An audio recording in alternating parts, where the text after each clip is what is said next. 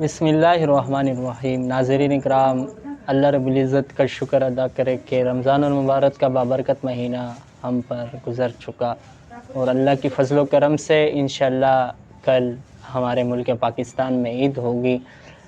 تو آج کی جو ہمارا مسئلہ ہے، جو عموماً اس میں لوگ مبتلا ہے اور لوگ یہ اکثر پوچھتے بھی ہے، تو اس حوالے سے میں نے چاہا کہ آپ کے سامنے گفتگو کی جائے۔ دیکھیے، عید کا دن یہ خوشی کا دن ہے، اللہ رب العزت کی طرف سے یہ خوشی کا دن مقرر کر دیا گیا ہے، لیکن اس خوشی کے موقع پر ایک انسان کو اتنا حد سے نہیں بڑھنا چاہیے کہ وہ پھر غافل ہو جائے، دینی احکامات وغیرہ کو چھوڑ بیٹھے۔ یہ قبرستان میں زیارت قبور، چونکہ اس کی وجہ سے انسان کو آخرت کی یاد آتی ہے۔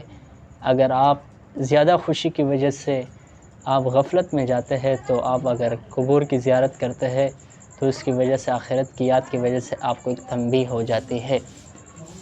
لیکن عید کے دن کوئی شخص قبرستان جائے اور اپنی والدین کے لیے یا اپنی والدہ کے لیے ان کے لیے دعا کرے، تو اس میں کوئی مضائقہ نہیں۔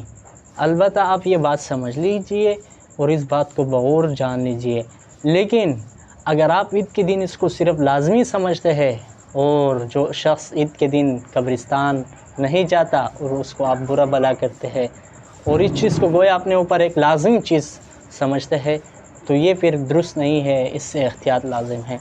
بہتر یہ ہے کہ آپ رمضان المبارک کے بابرکت مہینے میں، جو کہ بابرکت فضیلت والا مہینہ ہے، ان کے لیے ایصال ثواب کا اہتمام کریں، ان کے لیے دعائیں کریں۔